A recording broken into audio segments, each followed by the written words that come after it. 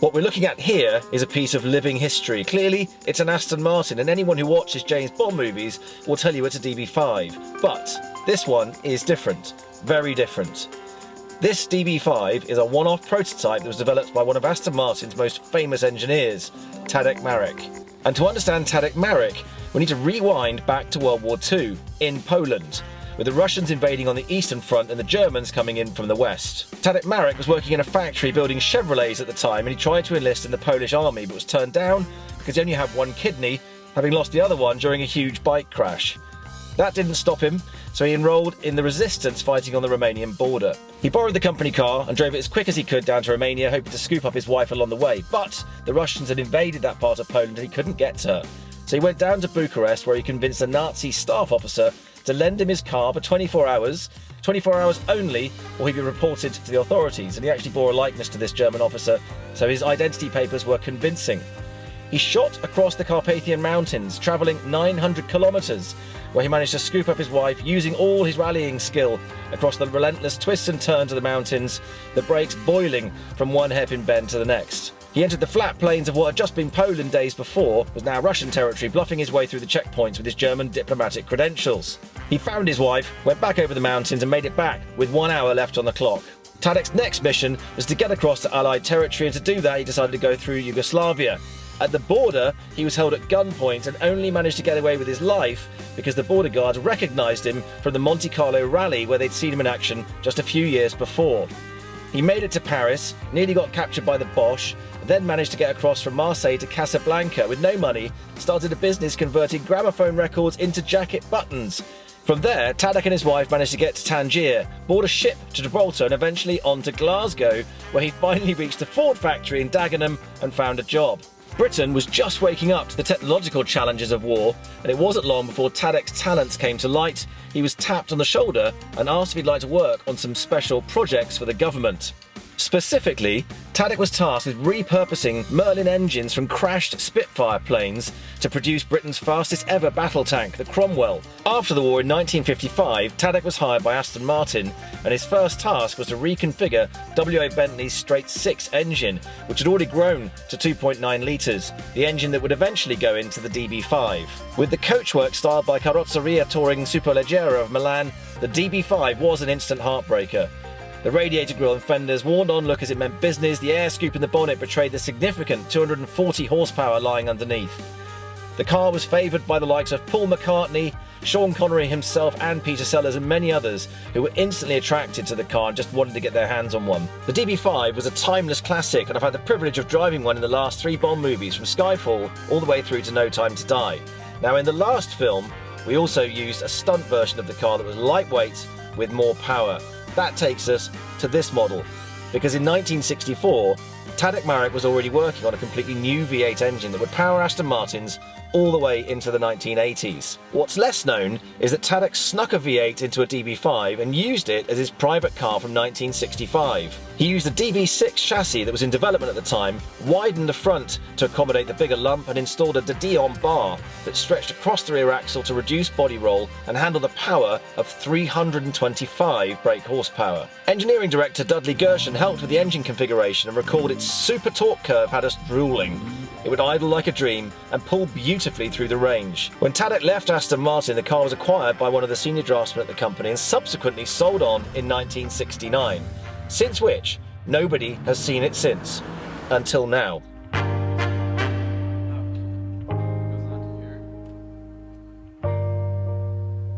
This car has been hidden from view for decades.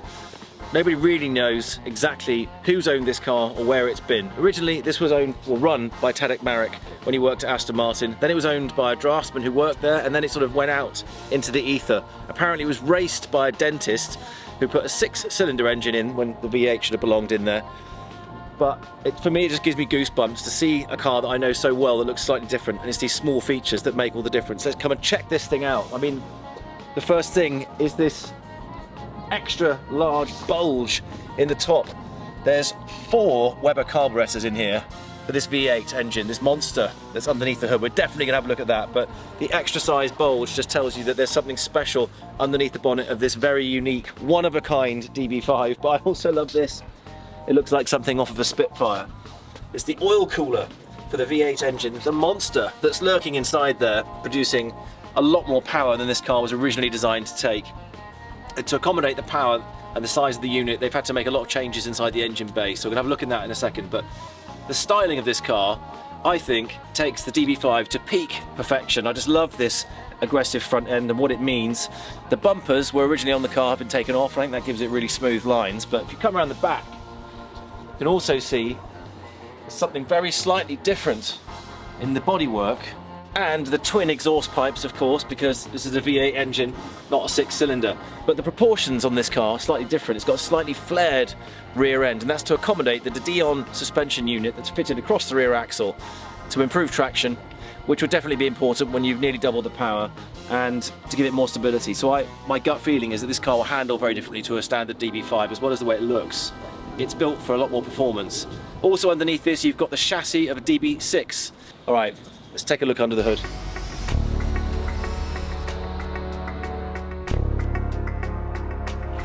Just check out the proportions on this unit. I mean, they must have had a good think about whether it was even feasible to fit an engine of this size into this car. So originally, 5.4 litre V8, so it's a big engine. Look at the size of the transfer case. This bell housing here is just vast, and transferring all that power to the rear wheels, not an easy solution to arrive at. If you look inside, you can see where they've had to actually cut away parts of the chassis to accommodate this vast unit. There is literally no space left in the front of this car for any more engine. Underneath here, you've got the carburetor units, extremely thirsty, so they've fitted a larger fuel tank to this car so that it could get from A to B and not run out quite so quickly. So the original unit was 5.4 litre V8, and this one has had some treatment from RS Williams, who restored this car from top to bottom. They spent years finessing it and making it a really road-ready machine, user-friendly, and they actually bored out the engine to 7 litres, so this car has even more power than when it was originally fitted. But this is a period-correct engine. It's model 69, so it's one of the early engines that was produced by Aston Martin back in the day. This is the V8 that Tadek designed, that powered Aston Martins as far as nearly year 2000, which is quite unbelievable for a unit developed in the 60s.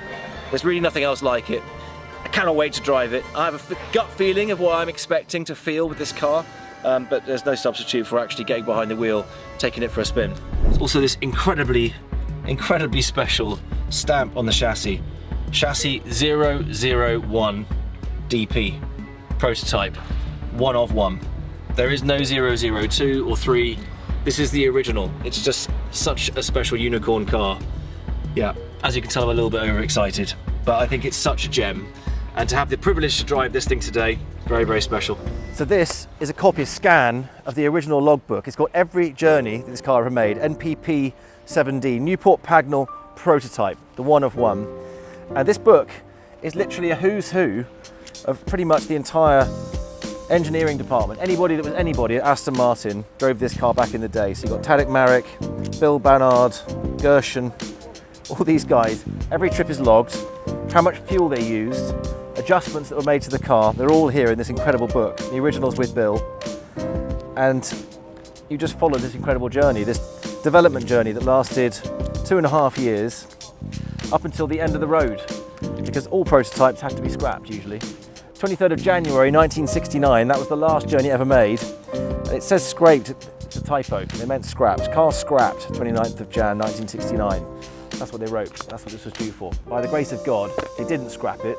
I don't know who saved it or why or how, but thank God they did, and here it is in its finished form. Bollocks. Wow. It's the subtle stuff that counts. The footwell, they've engineered a sort of extra recess down here. I don't really know why. Maybe that's an anomaly from the DB6 chassis, but it's not what I'm used to. And the pedals are definitely chunkier. It does feel more like a sort of robust prototype, something that's done thousands of miles, been pounded and tested and pulled apart and probably had a hard life. But it's definitely got a less delicate pedal setup than the normal DB5, and it's not just the pedals, it's actually the gear stick. It's much more robust than the original on the DB5. It's almost like a thin stick with a small knob on the top. Last one I saw also had a flick top with a button underneath it for the ejector seat. But this is more like the one, well, it is the one from the V8 Vantage. So it's a much chunkier unit and presumably a much chunkier gearbox that goes underneath it. What else can I see? I'm not sure that this is standard either.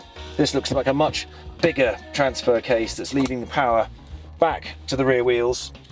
Other than that though, this does feel fairly homely. And what else do you notice? Actually, the steering wheel is slightly offset. I'm pretty certain that in the original DB5 and the ones I've driven, it doesn't sit quite like this. There's a slight cant to the steering wheel, but it does look like the same one, but it has got a bit of a different, it's got a slight offset to it. And the other fun thing you notice, the speedo has 20 miles an hour more than a standard DB5. So the standard car runs to 180, and that is pretty ambitious. I don't think you'd ever get there, even with the wind behind you. This one scales up to 200, and I think with this much power, it actually is realistic. You're going to get closer to those speeds. Obviously going to use more revs as well. The V8 is going to be a higher revving motor. It's just lovely. I think there are a few things that are different on the dash, so I don't know how much of this is from the restoration, to be honest. I would imagine quite a lot, because probably as a prototype car, I bet the dash and the interior was pretty rough. So RS Williams has really brought this back into being something that's much more, I suppose, elegant and in keeping with the true nature of what we know about DB5, which is it's a beautiful, classic, timeless car, elegant with high performance. But this is one that really brings the performance because it's got the speed and the power, and the suspension has been really fine-tuned. So I can't wait to take her out.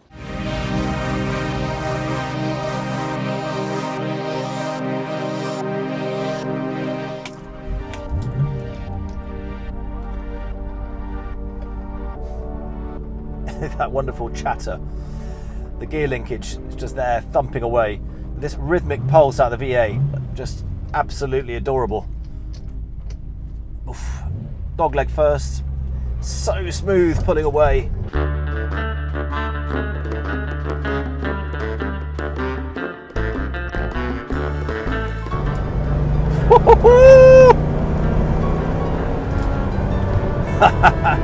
Love it.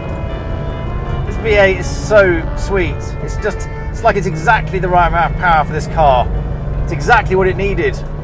I'll never be able to drive a standard car the same after one of these. I feel completely spoiled.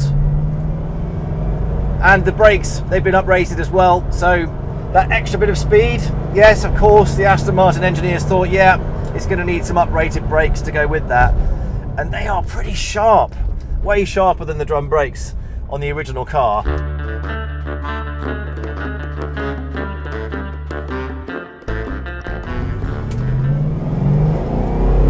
Beautiful the way it puts the traction down. And they had one little issue with putting that extra power through this chassis is the spoked wheels had a habit of bending under hard acceleration. So actually these ones have been enlarged by an inch. I think they're 15-inch, so that they can basically take a little bit more of a pounding than the standard spokes that were just bending with the sheer torque going through the rear wheels. Just built for speed. That Dion suspension in the back just really stabilizes the car, so that when you're pulling through the speed, it just absorbs it, and you can feel that weight being controlled really well. And one thing I thought might happen, because the V8 is such a heavier lump in the front than the 6-cylinder, whether that would really be pronounced going through these undulations. Actually, it's really supported as well, so you don't feel like everything's wagging around the front like Eeyore's tail. It's pretty well planted. There's a nice balance front to rear. And agile steering with that little bit of roll you had in the 60s. That's just the way it was. It's a great way of getting the car to rotate into a corner. Just does it really gracefully and without so much slop. So they've really engineered out a lot of the small things that probably just made the DB5 that little bit more relaxed to drive. This one's just a tiny bit more edgy. That stiffness hasn't made the car hard to drive, but it's just shored it up, kind of made this car what it was always perhaps intended to be, which was a true sports car, and it was the evolution that led to the DB6. It's a slightly harder driving machine. For me, this is the car that Bond should have always had. I love it. It feels nimble and agile. It's cruising around. Strong whiff of petrol, not surprising. 7 litre and 4 carburettors right in front of where I'm sitting underneath that huge bulging hood. And it's not in the way, but I just feel slightly Mad Max-like having that bulge in the front.